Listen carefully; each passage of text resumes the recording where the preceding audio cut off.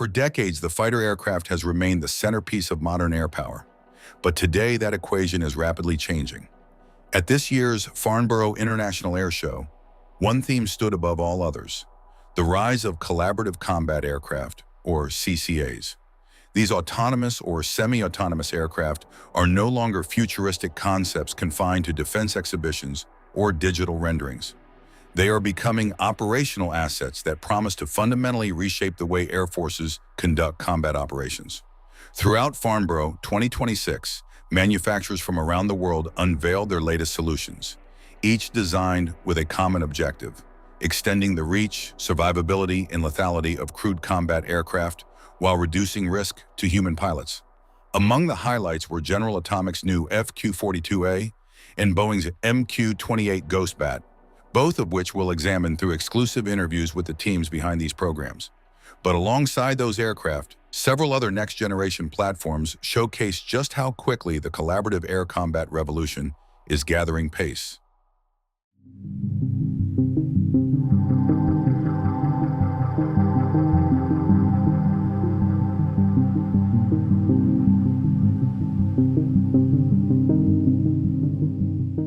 I'm Christophe Fontaine, aka Taraz, my call sign for the time I was in the French Air Force. I'm currently Vice President for International Strategic Development, working on NATO and some European countries. I've been 8 years in the company now. The global concept is to make affordable mass, to add to the existing fighter aircraft additional platforms to be capable to face emerging threats, and numerous air forces now have gone so far down in terms of numbers that we need to quickly augment the number of capabilities to face a threat in order to obtain air superiority, to prevent the next conflict to be like in Ukraine when nobody has air superiority, and then you end up in a ground war. We don't want that. So this concept, collaborative combat aircraft, in that case, our aircraft, which is named FQ-42. Here, the difference with traditional remotely piloted aircraft like the MQ-9B, that is in service in many NATO countries, this aircraft is fully autonomous. So it's flying completely autonomously to perform its air-to-air missions. That's the first, air-to-air will be the first mission that it will have to perform. And when I say automatically, obviously there is a man in the loop, on the loop, to monitor what the aircraft is doing, to be capable to validate the engagement of an enemy aircraft. We have to go a little bit away from this image d'épinal, as we say in French, of loyal wingman, so one fighter aircraft and very close to it, you have different CCS. No, it's something that will, again, the idea is to bring mass.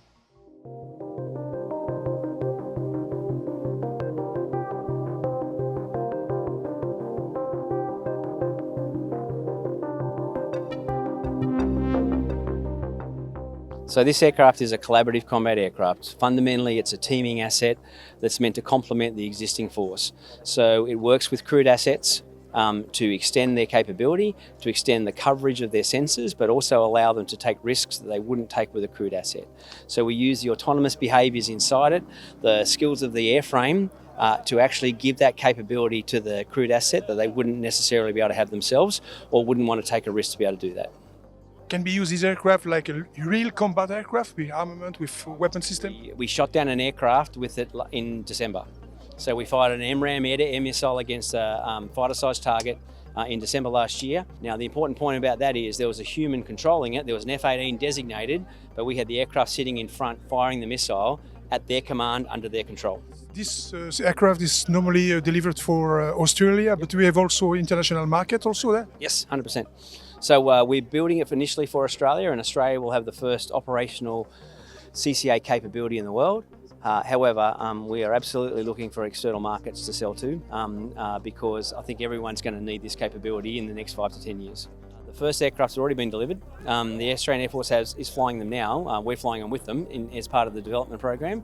We're on contract for 3 aircraft right now, which we are we're about to test fly. and another 6 in the next next 12 months. And then after that, we're working with the Australian Air Force about what their long-term plan is. Thank you so much. Among the most mature collaborative combat aircraft currently under development is Anduril's FQ-42A, also known as Fury. Unlike many earlier unmanned combat aircraft concepts, Fury has been engineered from the outset to operate as a true autonomous teammate alongside crewed fighter aircraft such as the F-35 and the future next-generation air dominance family of systems. Designed around an open architecture approach, the aircraft can rapidly integrate new sensors, electronic warfare payloads, and mission systems without requiring extensive redesigns. This modular philosophy significantly shortens upgrade cycles while allowing operators to tailor the aircraft for a wide variety of missions. Powered by a single turbofan engine, the FQ-42A combines high subsonic performance with the endurance required for long-range escort missions. Its internal fuel capacity, combined with a relatively low operating cost, enables commanders to deploy larger numbers of aircraft compared to traditional fighter fleets. The aircraft is intended to perform multiple roles. It can carry air-to-air weapons, conduct intelligence, surveillance and reconnaissance missions, perform electronic warfare, or act as a forward sensor node, collecting and distributing targeting information across an entire combat network. Perhaps most importantly, Fury is designed to operate with a high degree of autonomy. Rather than remotely piloting every maneuver, operators assign objectives while onboard artificial intelligence manages navigation, formation flying, sensor fusion, and tactical decision-making within predefined human oversight.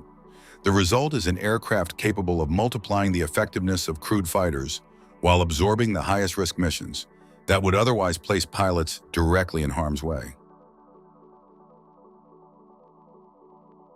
Airbus also used Farnborough 2026 to demonstrate its growing ambitions within the collaborative combat aircraft sector with the presence of the U760 Ravenstorm. Developed to complement future European air combat systems, Ravenstorm reflects the increasing emphasis on distributed operations, where multiple autonomous platforms cooperate alongside crewed aircraft as part of a connected combat network. Rather than replacing traditional fighters, aircraft such as Ravenstorm are designed to extend their sensing capabilities, increase mission flexibility, and generate additional combat mass during high-intensity operations. Its appearance at Farnborough further highlights how Europe is accelerating investment in autonomous combat aviation, recognizing that future air superiority will increasingly depend upon intelligent teamwork between human pilots and autonomous systems. One of the most intriguing unveilings of the exhibition came from BAE Systems, with the introduction of the Brontanax collaborative combat aircraft. Although many details remain undisclosed, the program illustrates the direction in which next-generation air combat is evolving.